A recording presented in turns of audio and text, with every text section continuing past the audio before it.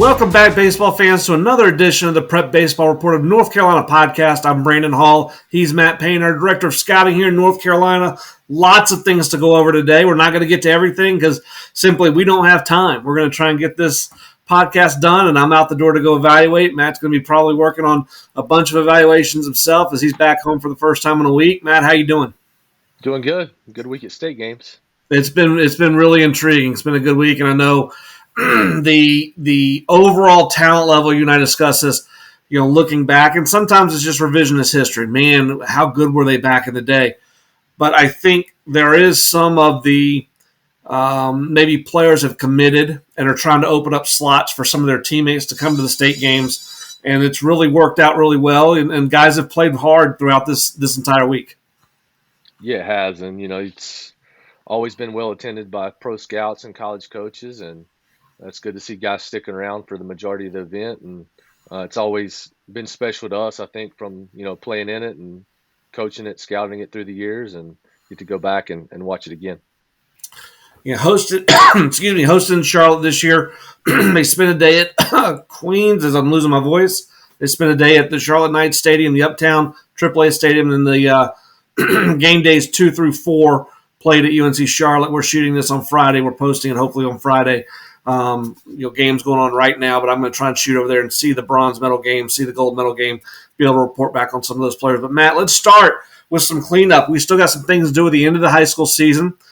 This week we released our Power 25, our final look at the top 25 teams in North Carolina, regardless of classification, regardless of where they play. As long as they're playing for a state title in North Carolina, they're eligible. That puts over 400 teams in the state eligible. And I don't know that it was a surprise number one, but we have a number one at the end of the year that we didn't have at number one throughout at any point during the year. Talk a little bit about our number one team in the Power 25. Yeah, TC Roberson, 4A state champs. In the top 5 at times throughout the year, top 10 all year. Come out of the gate hot. Hit a little skid at the big high school tournament in Cary and struggled some after that, but bounced back and found their stride at the end of the year and knocked off who we pretty much thought was the number one team in the state all year in Wake Forest. Yeah, really a testament to what a baseball team can do. Not reliant on any one guy, and an argument could be said that maybe their best player, Nick Parham, throughout the course of the year, early especially, maybe pressing a little bit, really trying to get back to this situation. And when he relaxed and allowed some of his teammates to carry some of the load, and then all of a sudden he came on and surged at the end too. A talented roster, don't get us wrong, there's depth on that roster, but the star power compared to a Wake Forest, a J.H. Rose, some of the other teams that we've talked about throughout the year, maybe lacking a little bit in that maybe. We'll see how the next couple of years play out because they do have some very good young players. But really their ability to play as a team to from what we could see from the outside, from what we know, take a scouting report and apply that in game situations and how they attacked Wake Forest in that last series. Very impressive throughout the year. Yes, they were. And, kudos to them for all that they've done. And like you said, maybe not as much star power, but, they got a full team effort throughout the playoffs. We talked a lot throughout the year, especially in the state playoffs and the brackets route, about how highly we thought of the eastern side. Wake Forest at number 2, New Hanover at 3, Corinth Holders at 4. And those 3 teams kind of battled it out in those last the eastern semis, the eastern quarters, to who was going to get to face TC Roberson. But let's talk about who ended up at number 5 in the state, right down the road from TC Roberson, another mountain team, another team that honestly I don't think we were light on throughout the year. We talked about them within one of our first couple polls. We had them in one of our first 2 polls. They dropped out after not playing well right after that, and then got hot. Did we respect the teams they were playing? Maybe not as much, and didn't really let them climb into the polls. So when they had a loss there late, it knocked them out of the poll again. But West Henderson goes on the run, wins a 3A title, beats an extremely good J.H. Rose team and sweeps them, and ends up at number 5. Where do you think we missed, if we missed at all, on West Henderson throughout the year, and what did they expose in terms of what we were evaluating with their run in the state championship series? I mean, I think we both knew they were good. I think I viewed them as probably a one-arm team with Truitt, and if he wasn't pitching against another quality opponent, could they win? And started the year good, got them in. They lose a couple games, and it's like they never went on that streak to really get back in there until the end of the year. And I think for them to go sweep J.H. Rose, who we were high on all year and super talented, I think says a lot. And also beating East Rowan in the playoffs in a close ball game, and we know Right. East Rowan's really good, and uh, they hit their stride late and win a 3A state championship and do it the way they did. I think it earned them the right there to be at number 5. Well, and I think what's important about the final poll in and ultimately what all these guys are trying to do is win that state championship is how are you playing in May? How are you playing in June? And I thought more than any other club that we were following, their coaching staff did just a tremendous job in developing that team. Because yes, they had the one arm, and it's we've seen teams just say, "We're going to saddle you up different parts of this year, and you're going to take us to the promised land."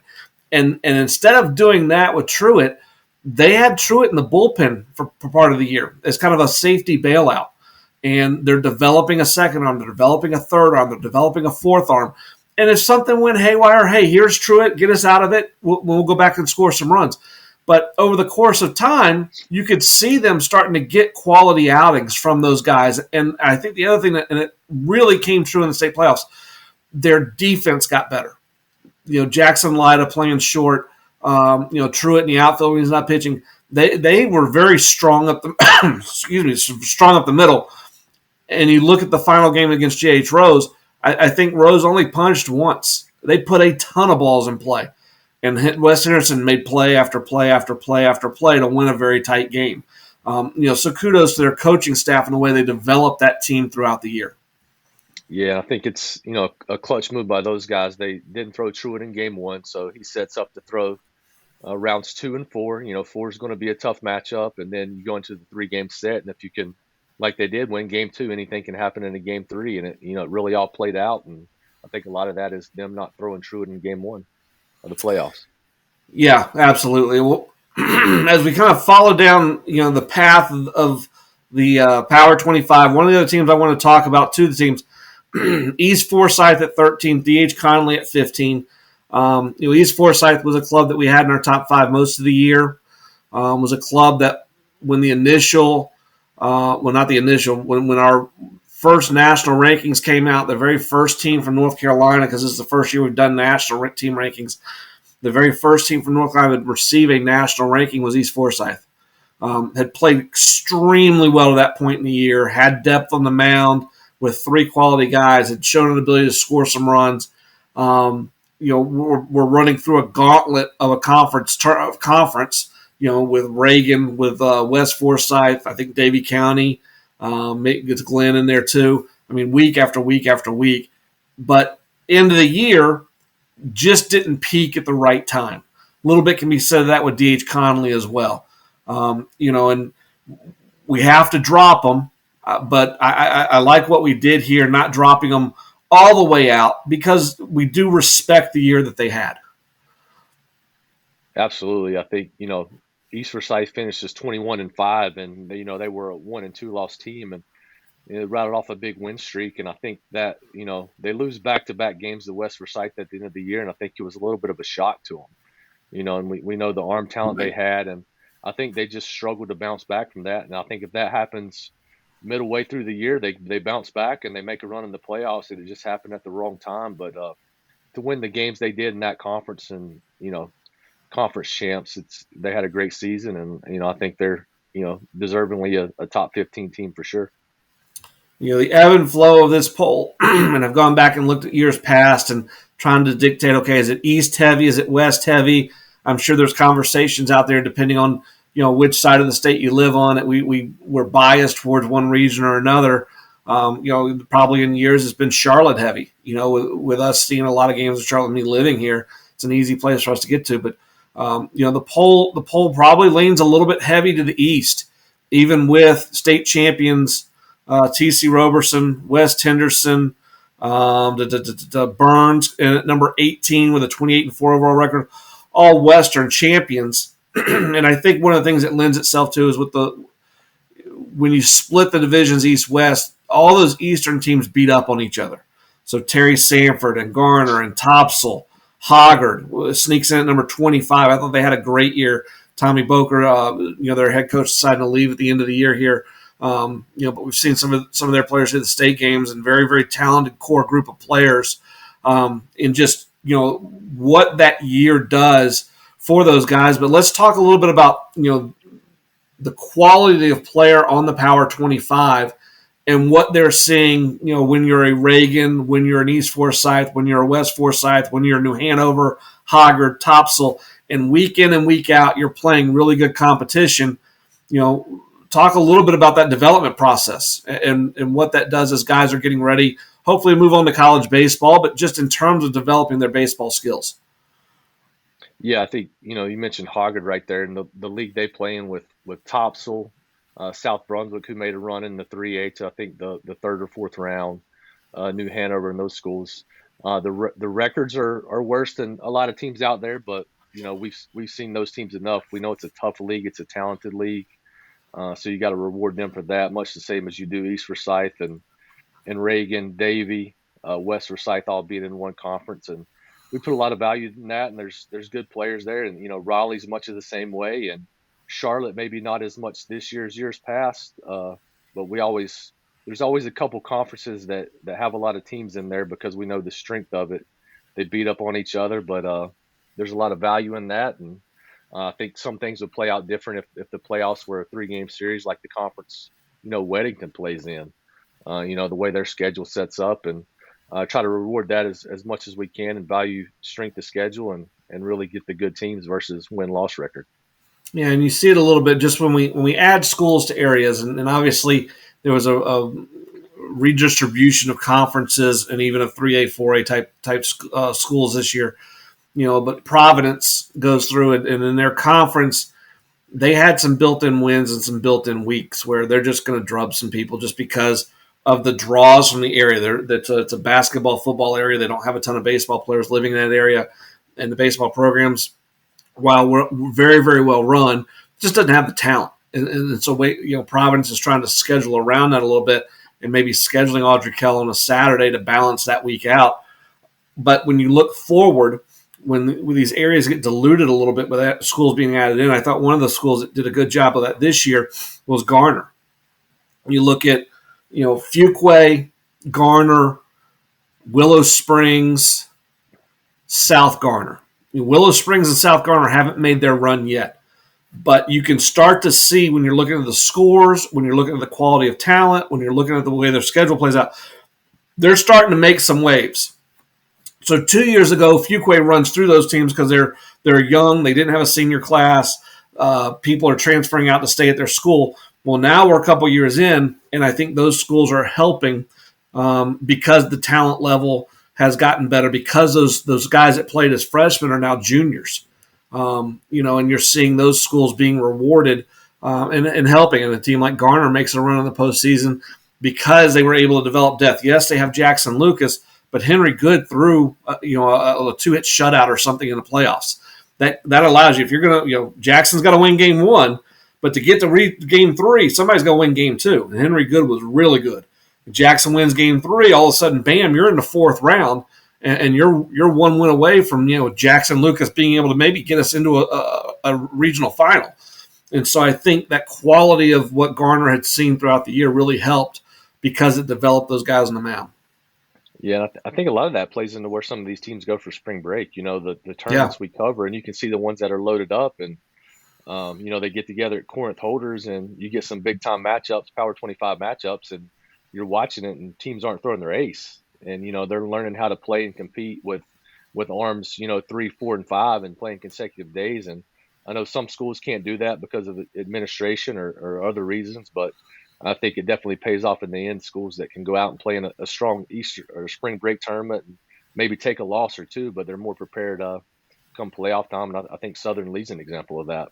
That's a great point. And we'll look at our 3 state champions that are in the Power 25.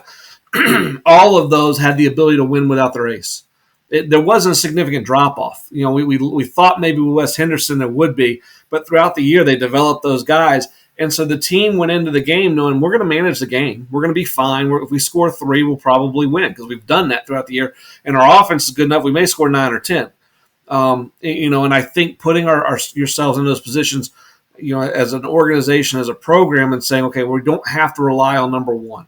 We've got to figure out ways to win, whether it's staff days, whether it's mixing and matching, whether it's developing a true number 2 and a true number 3, a true closer, having a bullpen setup. There's a lot of different ways you can attack it, and we saw those different programs attack it in different ways. And even T.C. Roberson last year versus this year. We remember going through the state playoffs last year, and they would run out a guy for an inning, and if he was good, he would throw the second. And if he was good, he would throw the third. But as soon as anything got off, they just went to the bullpen. Here's the next guy.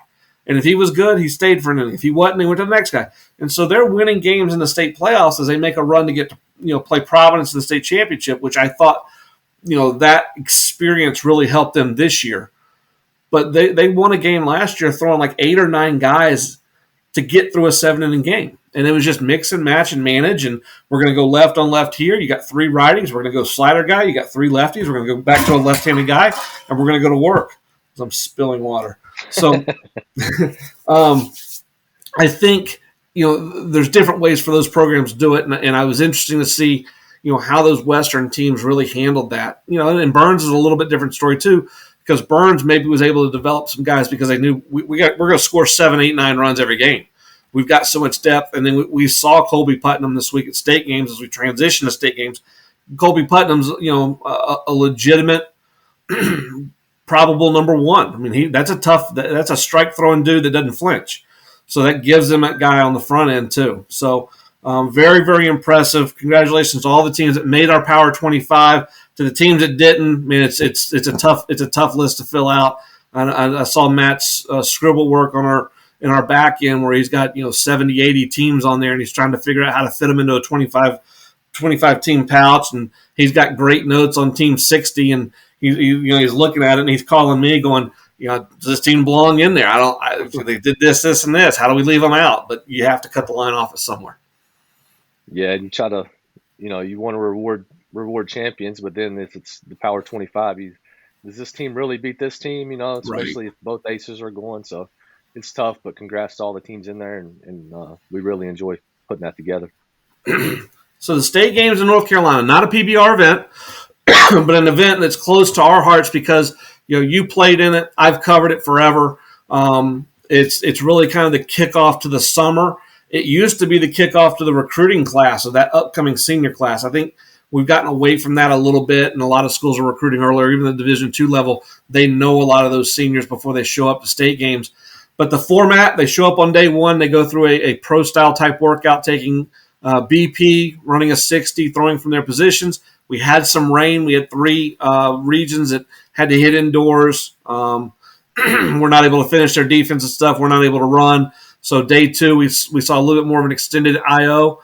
At the Knights Castle, Truist Field, in uptown Charlotte. Don't call it downtown. Uptown Charlotte.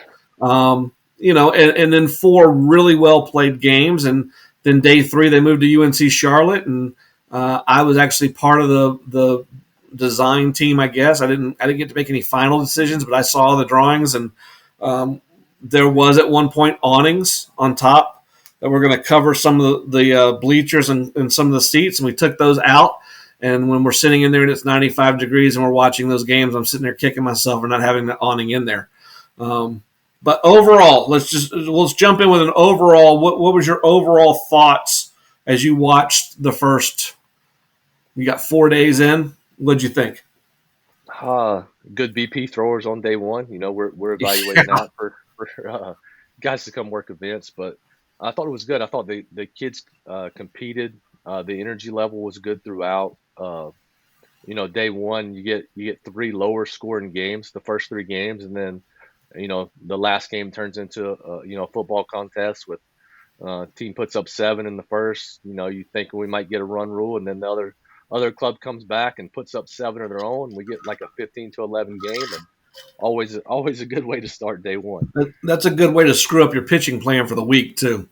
And I know it did Region 6s.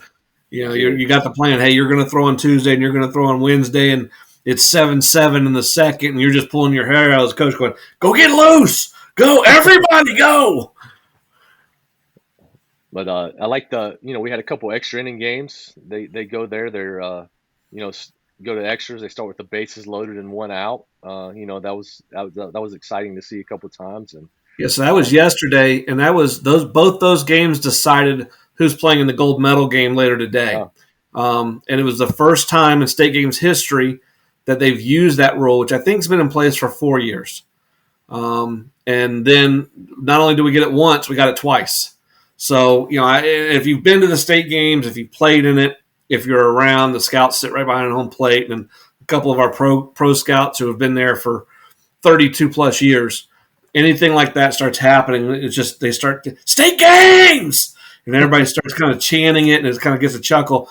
For the players, it's their first time there. We're not making nobody's making fun of anything. It's just we're there for gosh knows 12 hours a day. There's got to be some levity to it, but that excitement, because we talked about it walking all the way to the parking garage last night. That was a pretty cool deal, seeing two games decided in a first time ever type fashion to see who goes play for the gold. The other thing we love about this event was it Region 4 knocked off Region 6 last night? Gold? uh, 4 beat 6, and I know that 7 beat 3, and I think it's the first time in forever Region Seven's played for a gold medal. So Right. And so that that's was cool. interesting to see. And you see the kids, day one, it's like any event we run. I'm here. I've got to showcase me. I've got to do a good job. Day two, they're kind of feeling each other out. By day three, these guys know each other, and they're starting to play for one another. You're starting to see guys really care that their teammate has a good outing, really care that they put together a good at bat, willing to give themselves up, willing to give up an at bat to move a guy from second to third. And then you get both of the deals. Yesterday, one ends up on a hit by pitch, so it's a little bit of a muted celebration as we make sure the player was okay. The other one, ball put in play, was single, and or actually it was a double, and they scored. They would have scored 3. They scored 2 to win.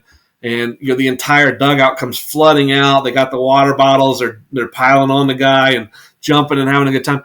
We really don't even sometimes see that in summer games. That bonding, because even in the summer stuff, there is that I'm here for me, and really they are.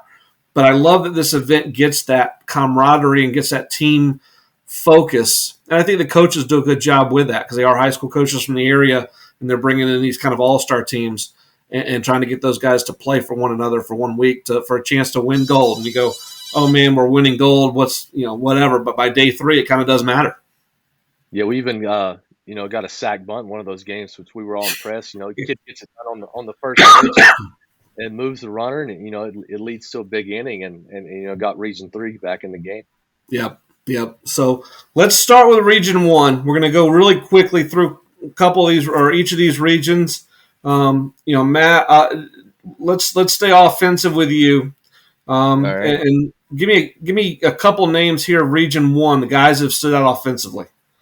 Matthew Aldridge is the easy one. He was a left-handed hitter out of J.H. Rose 2025. Strong, heavy hands, hit the ball in the barrel all week long. Impressive. I thought their middle infield played well with Connor Radford at short from Hunt and Brady Williams from Currituck.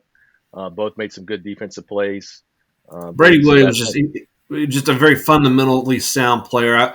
I wish he ran a 6'6". I wish he was 6'2", 210. He's not. But you talk about a guy that gets to his ceiling and then maybe overperforms at times. His double play turn on day 1, and he did it twice, may have been the best pivot turn at second base I've seen from a high school player 20 years. I mean, it was really good, and he did it twice. It wasn't a fluke. Yeah, he made another play going to his left, playing second base, and just made it look easy. And he's going to be a really good baseball player for somebody. Like Radford's arm from short and his ability to play on the run. Little guy too. He's got a little twitch in him. There's some spring in there. You see him. He's not. It's not weak. He's just wiry. Yeah, 20 pounds, and you got something on that kid. Absolutely. When he puts that on. And Nick Worrell from Hunt right-handed hitter, got some strength, hit some balls hard. Another guy, Tucker McClung, 2026 from Yep. Farmville Central, left-handed hitter. He's got some comfort in the box, and I thought he had some good at bats throughout the week. Yeah, I'm going to touch on Aldridge real quick because we can tell this story now. He came to the Dirtbags Scout Day, and he took BP. And sometimes the guys running through those events, first time ever, they don't know what we're looking for. They don't know how to display what they do. And his BP, it was bad. I mean, he'll tell you that. We had, you could tell there was quickness. You could tell he was just super strong, but it was a bad BP. And then to watch him take BP on day one here, much better. Still was not who he is as a hitter. Especially when you see him, he opens up, he goes double, single, single, single, single, L6, single, double, double. And I 1, 2, 3, 4, 5. I got 6 balls that have just been freaking hammered. And some of those haven't been strikes, and some of them have been freaking right down the chute. He's handling box to box. I mean, he's seeing it like a beach ball right now. But that's one of the. It's something for players to understand. That one time we see you, we understand that may be the worst you've ever been. It may be the best you've ever been. And we want to see you in different scenarios. And seeing him in gameplay, he is much, much more comfortable in games than he is in the workout. Yeah, he competes, and he's got bat-to-ball skill, and he was really fun to watch. Couple arms for me. Isaac Miles, First Flight High School, 86 to 90, physical, broad shoulders, strong legs, works level, scapular load, simple athletic arm action, loading that scap to a high 3/4 slot. Breaking ball spun up to 2,400. He's got a presence about him. I think he's going to be, a guy that has a chance to pitch in a mid-major or higher. I could see him pitching, on a Saturday in a regional with something on the line. Just he has that presence about him. I like Trey Williford, left-handed pitcher. I think Farmville Central, 2025. It's a lower slot, and I'm always intrigued by guys that are different. And it's kind of a loose, whippy arm, but it's that lower slot that's kind of intriguing for me. Riley Treadaway, he showed good feel for a changeup. D.H. Conley, right-handed pitcher, was up to 87. So those are a couple of the guys that stood out for me. Let's move to Region 2, Matt. Region 2 hitters, who you like? The Beach Boys, 2026, Grady Sotrifer, probably saying that wrong, left-handed hitter, freshman. Good D at short, made a play at the middle that stood out. Logan Ponnet from Hoggard, I thought had a great week. 4 or 5 balls on the barrel. Luke Vargo, left-handed hitter from Hoggard, athletic. When he gets some strength, I think his game's really going to improve. But like Tim, Patrick Bolt, the catcher from South Brunswick, built solid like a rock, works his tail off behind the plate, smokes some balls at the plate. Alex Farrell, maybe not his typical week, but strength and bat speed in the box from Southern Wayne. A ton of deep at bats for him. He saw so many pitches, and in the course of a week, not that big a deal. In the course of a 60-game season, and he's seeing 300 pitches more than everybody else is seeing, that's a big deal. And he got a lot of sliders in his at bats. I think people knew scouting reports knew what he could do, and he got a ton of sliders. And then John Nelson McLand from Midway really come on. He had a good week. Last couple of days and smoked some balls at the plate.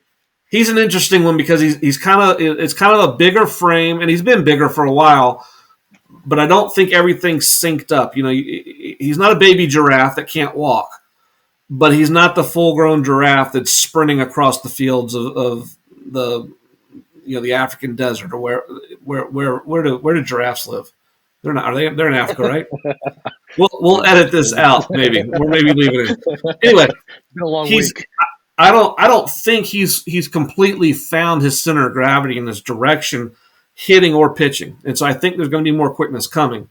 But he was good on the mound. He misses barrels. He doesn't miss bats, but he does miss barrels. He has great feel for arm side. He locates breaking ball to arm side. If he's 86, 87, we're pounding on the desk and blowing him up. It's not there yet. But I think somebody takes a chance on that guy, gets him in a weight room, gets him in some movement patterns, gets that body functioning in the right direction. And it's not far. It's really close. And that the 81, 83 may jump to be 90, 93. Who knows? We've seen it happen. You mentioned Logan Panett, Hoggard. I love what he's done. He went 4 for 4 yesterday with a home run and a double. The home run was kind of funny because it was a ball that was off the plate in, and he dragged his hands in and got the barrel to it. And I think he thought he snap hooked it. And the ball hung. I mean, the ball stayed on third baseline and just BB'd right off the pole. It didn't curve at all, which you very rarely see. The one of the hitters you mentioned him, Grady Sotrifer, 2026 infielder out of South Brunswick. It's been interesting to see the poise he plays with. The scouts already know him, and they were excited to see him at the state games, the pro guys. Now, obviously, they've been in there to see Walker Jenkins. But in seeing Walker Jenkins, they saw Patrick Bolt, they saw Grady Sotrifer. And so those guys already have a little bit of, whether it's a relationship or just a following with the pro guys.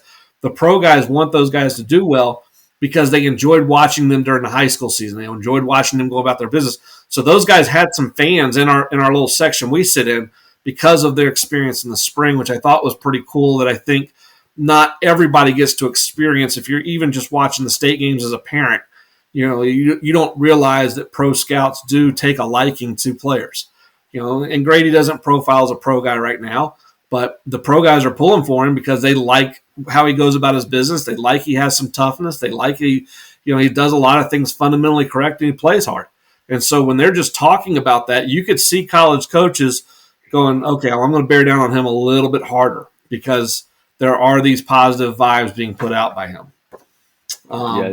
It's always fun to hear the players they're fans of from their draft follows throughout the year and guys they fall in love with. Pitching in this league, we talked about John Nelson, McLam. Chase Boucher from Hoggard is an intriguing follow. Really tall, lean. Again, the direction, he's still trying to figure out exactly where he's going. I think there's a lot of room for strength gains in there. Was 85, 87 on day one of games. Slider up to 76. Inconsistent tilt. At times he wanted it to sweep. At times he wanted it to go down. So he's still trying to figure that out. The arm swing, the arm action. He'll throw one pitch and you go, man, that sucker was whipping. That ball got out. You'll see the next one, his arm will kind of get stuck. Again, he's young and he's tall and he's long. When he figures it out, it may all jump at once. And then Brendan Binkovic, who's a player we know, junior future games guy with us. He's got a sturdy, strong build. He's a 25, right? 25, yep. 25 from Wesleyan Christian. And it's really good feel for slider. And it's a short, tight, late slider, kind of working right out of his ear, and so there's some deception there. He's going to be interesting to follow as he continues to develop. Let's leave the beach. Let's head to the capital. RDU area, Region 3, Matt. And again, Region 3 built their roster a little different. They went pitching heavy, so I think they only hit 11 guys over the course of the week, which means those guys get a ton of at-bats. What'd you say? Yeah, I like how they do that, where their position guys really get to settle in and play, and helps evaluators get a feel for them. Ian Williams, 2025 from Wake Forest. Not his typical week at the plate. I think he will hit, but he can go get it in center field. Ethan Britton from Wake Forest too, shortstop. Love watching him play shortstop. He plays on the run and just flip it from that low slot with some ease. And then when he's got to get on it, the arm's got some carry. He barreled a couple balls at the plate. Carlos Diaz behind the plate catching. Really threw it well. Good at bats. I love how he stays inside the ball and stays to the big part of the field and got strength. Jet Music from Corinth. We know him on the mound. Campbell commit. He's also an athletic player in the box. Got strength. Reese File from Corinth. Typically a middle infielder, had to play some third with their roster this week, but I think he's a dirtbag type player with some foot speed who's going to be an interesting follow. And Sam Coiner from Voyager Academy, 2025 catcher, left-handed hitter. Smoked a couple balls yesterday. I love how he competes in the box. Barrel stays in the zone. Get down Wyatt Lytle, a 2026 from Middle Creek, junior futures game guy. Love that kid. Love the way he hits.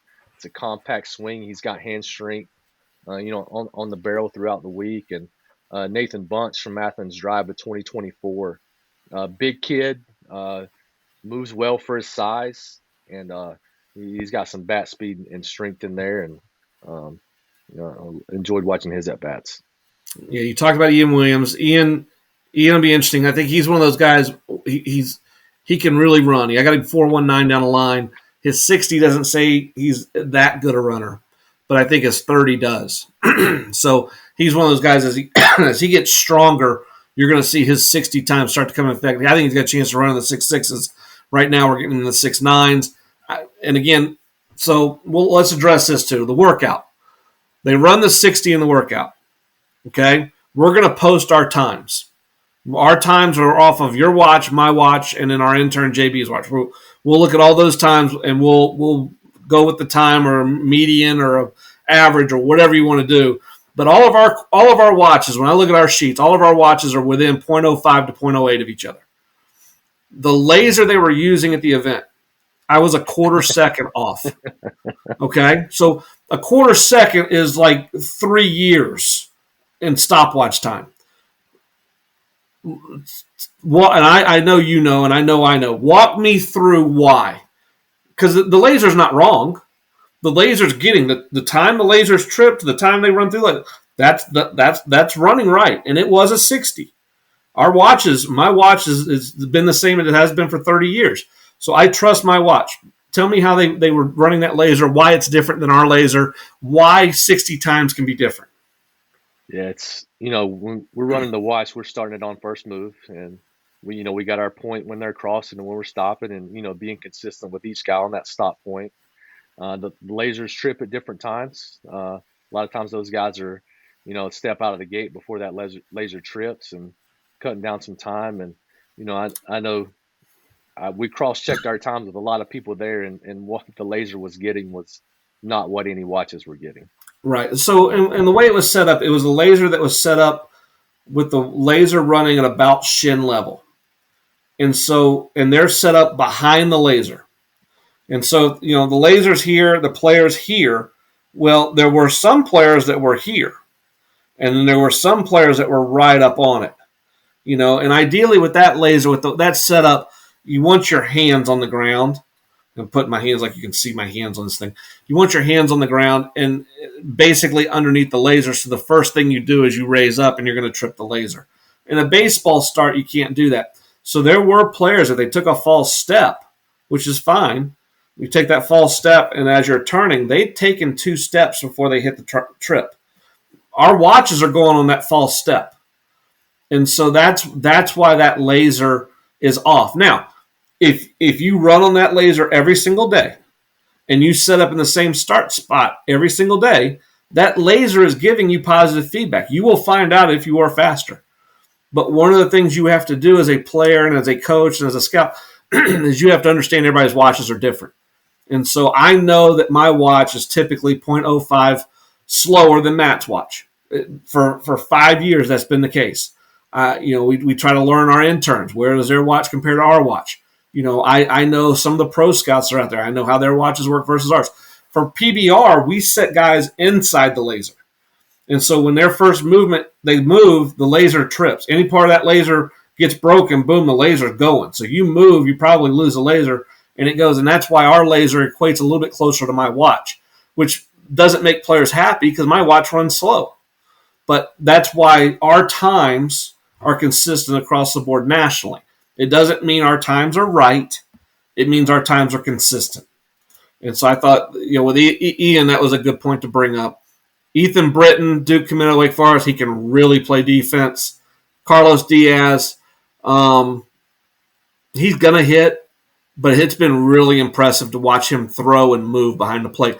And to think that Wake Forest had 2 of those catchers when a lot of schools are struggling to find one was really impressive. So, and I think you hit the head on the nail with the other guys. I like corner behind the plate, younger player, but he's got some baseball savvy to him. Nathan Bunch is kind of a do-it-all type player with a chance to hit for some power. On the bump, as I'm coughing, we saw Henry Good, we mentioned from Garner, 81-82, strike thrower. Cameron Brown, 83-86, spun his breaking ball up to 25-70 on the RPMs. Anthony Zezas, 2026 out of Holly Springs, threw day one at the AAA park and didn't flinch. Gave up a couple runs early and didn't flinch. Gave him a couple of hits, didn't flinch. And all of a sudden, he'd completed 4 innings, which going against these lineups for these guys this time of the year, getting through 4 innings is pretty impressive. Did I miss any arms from yesterday with these guys? I know I missed one because I was out running around doing something different. But did Mr. McKenzie throw? Mr. McKenzie threw. Pitchability, breaking ball, projection. We know what he did the future games last year. Tweaked up a little bit in the lower half. Still went out and competed, and that velo's coming, and I think it'll be here pretty quick. Yeah, he's got a chance to be special. It's interesting when you get to see these guys so young, the ebbs and flows of their development. Not everything is a linear or projection line moving up.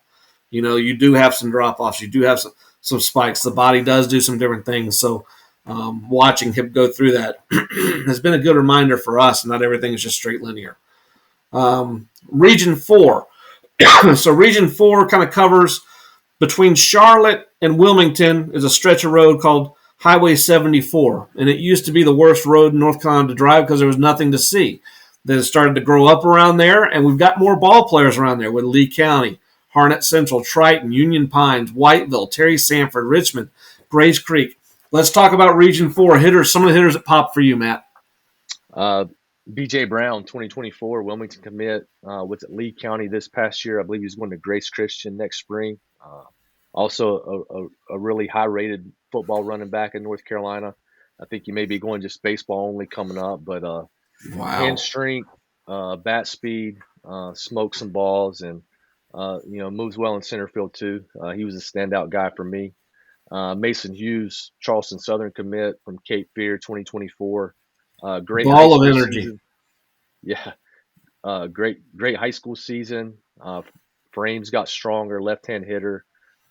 He impressed at the workout in BP and goes out and just smokes some balls in the games, uses the whole field.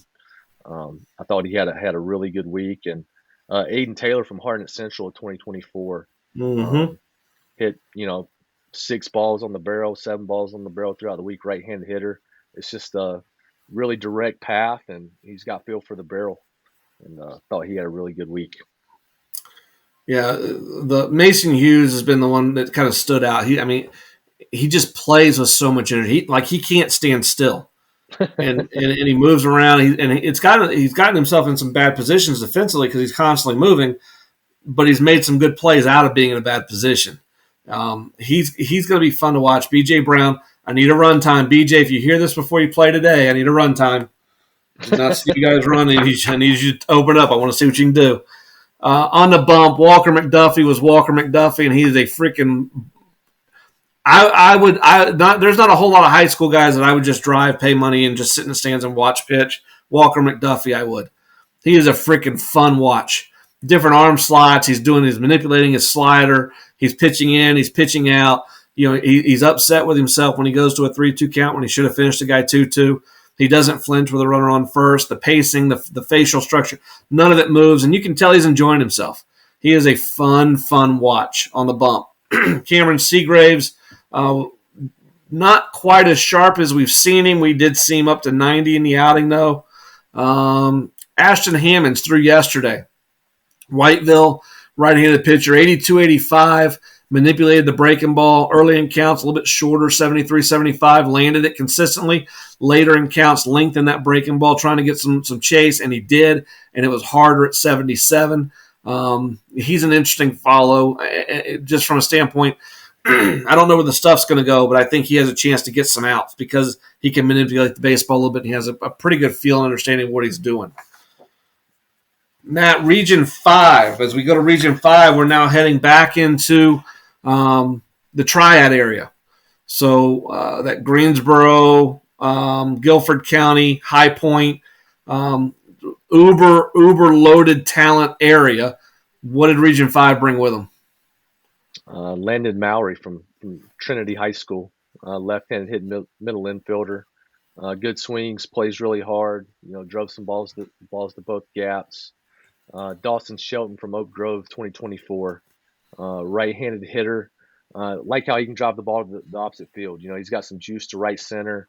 It's a compact swing, some bat quickness through the zone in there. Matt Murchison from Chatham Central, 2025, left-handed hitter. Uh, Body's got some projection. He can add some strength, but it's a loose swing. Barrel stays in the zone, and he's got feel for the barrel there. Um, Jackson Jones is an athletic kid, tall, lanky kid from Eastern Guilford. Uh, Mm-hmm. he can move. He can move a little bit. It's left-handed. Savoy Edwards from Dudley, uh, another left-handed hitter. He's athletic. It's very raw, but I think with He may baseball have one of the reference, higher ceilings. yeah, he hit a ball off the top of the scoreboard there at Tuckasegee and BP that Yeah. day. And it's very raw, but there's a ton of upside there. Blaze Johnson, great high school season, left-handed hitter with some juice. Um, and then Jake Dunlap, another outfielder, left-handed hitter from High Point Christian. Really like the body, a larger frame. It's athletic, got some quickness. Left-handed hitter, and he was on the barrel throughout the week, and he got some arm strength from the outfield too. Yeah, if you follow us, you've heard some of these names because this is an area where we're able to get to fairly easily with where you live, where I live. And some of these names are kind of guys we're seeing for a fourth, fifth, sixth time. We got a pretty good feel for them, and I think they've shown very well on the mound. Tate Jones was their first arm to throw, coming off a great high school season. Bumped 88 early, sat at 83, 85. Did not have the feel. And again, one of the things that happens is he showcases he's thrown to a catcher he may have never met before. He's with coaches who are just turning him loose, trying to get into sequences, trying to get your timing, trying to get your pregame routine. There's all sorts of things that can throw you off. But it's a really loose arm. It's a really whippy, athletic arm. So, let's take away performance and take away just all the pure numbers. If you just sit and watch him, you like the way he moves, you like his direction, you like his arm action, you like his angle. There's a lot to work with. Jack Vest. I'm guessing Vest was the number 2 at West Forsyth. That was with him and who's the big guy for the 23 that's going to Chapel Hill? Harrison Lewis. With Harrison. I didn't know they had that 1-2 combo. I had not seen Vest. I'd heard, but what I had heard was not what I saw. I heard 85, 87, really athletic arm. East Tennessee commit 88, 90, late, sharp, cutterish type slider at 78, 81. He got enough length to miss some bats. I put a really good grade on the slider. Medium arm action, loose, high 3/4, plus arm speed. Simple, builds tempo, athletic arm, and the body is built to handle some more weight. He's going to be a draft follow as we move forward through this year because that 90, maybe 93 by the time we get to the fall. And then just a personal favorite, another future games guy we had, Dawson Shelton, kind of does it all. Baseball player. He's really good in the infield, check. Puts together great at bats, check. Strike thrower that doesn't flinch, can spin a break him on his own, check. There's a reason Oak Grove has several of those, and there's a reason Oak Grove made the run they made into the West Regional Finals against they play Burns. Yes, they played I think Burns. they played Burns. There's a reason that club made that run, and it's guys like Dawson. So we'll move right along, Matt. The Queen City, the Charlotte area, Region 6. What you got on Region 6? Neil Griffin from Metro Atlanta Christian, East Carolina commit. Quick, twitchy. Just moves well. Short swing on the barrel stays is a big part of the field throughout the week. Jake Barbie from J.M. Robinson, a 2025 infielder. Long, lanky body that's going to hold some weight. He He barrels looks the the ball. part, doesn't he? He does. Langston Rupert, former Future Games guy. I had several hits throughout the week.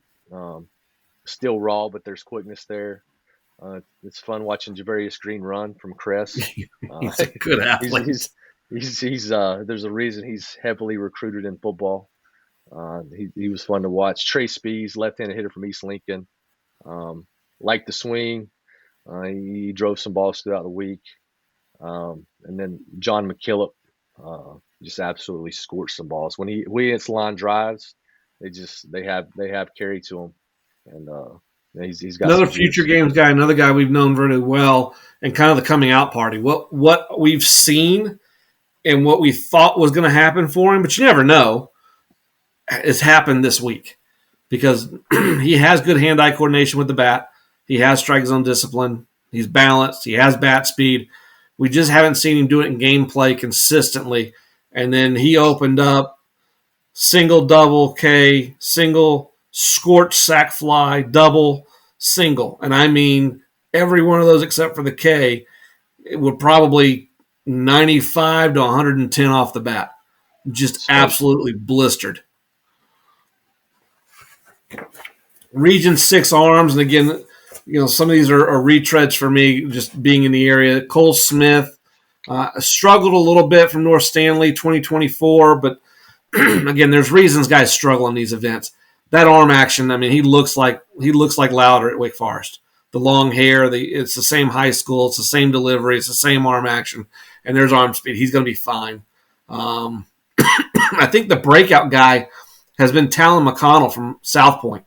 Right-handed yeah, pitcher, kind of an average build, average height, average weight, straight line, medium arm action, not a ton of scapular load, just a normal athletic arm, gets to over the top, level and in line. And then the fastball, 86 to 89, spin rate has approached 2,700. And there's some command issues at times, kind of fringy, but I think some of it's because the ball's just freaking taking off out of his hand with that spin. If the spin rate's 2,400 to 2,550, he's throwing the ball where he wants to. But when the spin jumps to 2,700, he's been elevated. And I think all it is the movement on the ball. You think about sinker guys missing to their arm side. There are guys that spin the ball so much that they miss up, and he's going to learn to command it. I mean, it's intriguing. The breaking ball is good enough. It's kind of a 10-4 tilt, sweepy, spin rate up to 2,500. 75, 78. He's kind of a pick to click there in terms of a guy without a ton of talk maybe coming in, but coming out of this thing, he's probably going to be receiving a lot of phone calls. And then the final one I got Cam Bagwell. Good to see him back on the mound. yeah. Got healthy late in the high school season. 88-90, downhill, boring downhill, and really good outing for him. And then Ty Goodson, a Campbell commits. They're using him to close. So he's thrown all 3 days. His first 2 days, he was really good, up to 92. And again, Campbell's done a good job kind of IDing guys that could be power arms. Starting to head out west, starting to climb the mountain. We'll go to Region 7. This is the Hickory, Alexander County, Davie County area. Mooresville, kind of get down into that loop of Charlotte. What do you have on Region 7 here, Matt? Yeah, I thought the Region 7 team had more depth this year than it has in years past, top to bottom. Middle infield, they had Jarrett Hoppus, Tyler Huseman, and Maddox Green. All do different things well. Those guys were interesting to watch throughout the week. Tyler Sumner, left-handed hitter from Lake Norman, likes the way he Yep. sets up in the box. Flatter swing path with some barrel feel. The Robinson brothers from Bandy's, Alex is the 24, hits left-handed. Smoked a couple balls the other way. You got some quickness through the zone. Dominic Robinson, versatile player. We saw him catch. We saw him play infield, worked out in the outfield. He's athletic. He had a great high school season, and you can tell there's something to him, and he's going to be an interesting follow, I think, for a lot of people, coming up. Connor Robertson, a guy we've seen liked. Love how he can drive the ball to right field, right-handed hitter. Really, really strong hands. It's compact, and he drives it. And then Braxton Trammell, East Carolina commit, switch hitter. He keeps getting stronger, and he's got some real pop in that bat. He hitting right-handed. He homered to left. It's really quick and really strong through the zone. And So you live in this area. yep, One of the questions I've always had, Dallas Baptist had this one. Have you ever been to Dallas Baptist? Dallas Baptist sits on a hill and the wind blows either straight out or straight in. But throughout most of the fall, it blows out. App State, the hitters at App State, the hitters at Watauga, the hitters at TC Roberson over the course of history. thinner air, and I get rewarded every single day I swing the bat with bat speed. I get rewarded. And I'm watching guys like Johnny Ray. It's not a ton of balance. It's awkward at times, but he is flat out airing out every freaking swing he can, because if he does make contact, he's going to hit it 500 feet. And that's the mentality. And it's a scary mentality for a pitcher, because you're only a miss away from him leaving the yard. Is it a mentality on the mountain? Is it just that we've had really good hitters come from that area? Or is it something that can be taught? And then how do you teach it in places that aren't rewarding bat speed at lower levels? So Dallas Baptist they call it smash practice. They don't call it batting practice. And they're rewarded for bat speed because the ball flies out there in a fall, and it translates. And they've got uber bat speed throughout their lineup. But developing that bat speed day after day after day after day, what can coaches that are in an area where the ball doesn't just take off, what can they do to reward their hitters to give you the bat speed that we see Johnny Ray, even when he swings and misses and isn't on balance for? I'm trying to look through a couple of the other ones, and think of some names. Braxton Trammell's one. They just get rewarded for it. Is it something that you've done in the past? I mean, you coached up on the mountain. Yeah, I think, you're talking about Dallas Baptist, you always heard in BP, they would sit back there with, in the early days of radar gun, now they have TrackMan, and, your worst bolt off the bat better be above a certain number. Right. And just, training guys for hard contact. And, I think up here it's, a lot of facilities, and they've taught you, hard contact, whether it's ground or air, you got a better chance of getting on base if you hit it hard. And, you're seeing some of that aggression. And then you get up on the mountain, you get some windy days to where you don't have to make good contact, and you can hit the ball at the ballpark, and, Watauga's not a very big field, and, very windy up there, so you can get some balls in the air. But boy, did he have some aggression throughout the week in the box. It's the same thing with pitchers. If I can throw my fastball by a guy, I'm going to throw more fastballs. And the more fastballs I throw, the harder my fastball gets to hit, because the more velocity I develop. Guys that have to spin the breaking ball at age 11 and 12 to get outs don't develop the same arm strength typically, because they're not throwing as many fastballs as everybody else. Guys that get to air out their bat every single day and get rewarded for it. And we have to find ways, maybe at the beach when El Nino comes through and you got that heavy fog air just sitting on top of you, the ball's not going to, TrackMan or a radar gun or something to kind of, balance that out. But I always think that's interesting when we watch these guys hit. On the mound, the maybe the most impressive outing of the entire tournament was Sean Jenkins, East Carolina commit, 2025. We knew he was good. I thought he would be a pro follow by the time he was a 2025. They may start following him now. It was 90 to 93, 23, 24, 2,500 spin rate, an excellent breaking ball. I'm talking about late, hard, 10-4 tilt that just exploded on hitters at 75, 79. For me, in terms of committed guys, he's been the biggest winner, because his name is now on the board. Pro guys are going to be following him for 2 years to get the background on him. And they've had some other guys throw well, but that's the guy that kind of jumped for me in Region 7. Yeah, he was impressive. We hadn't seen that. I talked to East Carolina's coaches, and they said, well, we thought it was in there. We hadn't seen it, though. He'd thrown well. We hadn't seen that. And so it's always fun to be around when it happens for the first time. Region 8, Matt, all the way up the mountain. Couple state champions on this team. What do you have out of Region 8's hitters? Gunnar Alm from Polk County, 2026, Pat commit, athletic left-handed hitter, had a good week. Zeb Swangam from TC Roberson, played third base for them. Love the way he moves. He's just got a presence to him that I like. Then Caden Davison, just, smash balls. He's a big-time prospect out of TC Roberson. Brother was a former first-round draft pick, and you switch hits in the workout, and it's very interesting from the left side. All his at bats right-handed, and a lot of hard contact. Cade Gardner, a guy we've seen quite a bit from AC Reynolds. Got some bat speed and strength. Made a good play at second base. I think he's moving better than he has in the past defensively. Jackson Lyda, state champion at West Henderson, left-handed hitting infielder. Like the frame, like the projection. Got some feel for the barrel in there. Walker Fox, a 24 from Pisgah, another left-handed hitter. Broad shoulders. Going to add strength.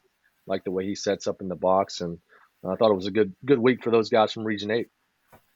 Walker Fox stood out to me just from the way he moves around in that frame. That you can dream what that frame's going to be, and it's been impressive. Caden Davidson, from the time we saw him in January at preseason All-State, following through the high school season, better and better and better and better, and its pitch recognition is extremely good to be a junior in high school. On the bump, let's start with a TC Roberson state champion, Micah Simpson, left-handed pitcher. Had a couple big knocks in the state tournament to get TC Roberson into a championship situation. He's a 2025 left-handed pitcher primarily. The stuff doesn't wow you, but he doesn't give up hard contact. So he's going to be an interesting follow to see what guys do because it's a little different slot. You can really lower the slot. You can move him over on the rubber. You can make him a left-on-left specialist. And if he really develops changeup, give him a chance to face more righties. But 78, 81, it would be hard just to pull the trigger and go, yeah, I'm in. Guys are going to have to go back in there and see him. They're going to have to talk to the guys at TC Roberson. Why is this guy not getting hit? Well, he can move his fastball to 4 quadrants, and he can throw a breaking ball for a strike. And so you could see he was away. The opposing team got up on the plate. Bam, 81 in. Bam, 81 up under the chin. Move him off the plate. Back to away. And he was constantly making hitters make a decision on how they were going to be handled. And so he, for me, of the guys they've thrown, he was the most intriguing just because of the pitchability. So in the coming, as I continue to cough, I'm just choked up. I'm so happy about state games being here. We've still got a ton of information going to come out between myself, Matt, our intern JB. We're going to try and go through region by region. I don't know that we'll do a report on every single player, but players that we have enough information that we can write up a little bit on.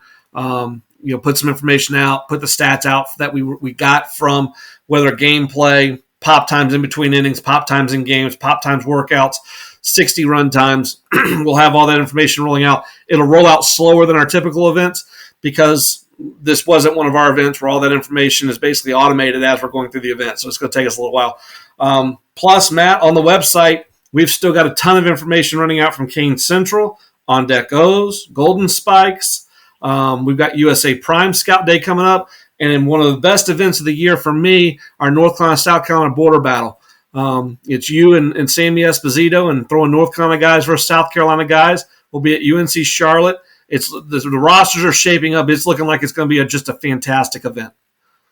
Yeah, it is. It's one of our favorite events. Talented roster so far. I know there'll be more guys added in over the next week, and look forward to getting down there and spending a day with our friends from South Carolina. Absolutely. Well, for Matt Payne, I'm Brandon Hall. We ran a little over our shot time, but a ton of information this week. More information coming next week, and we'll see you at the field.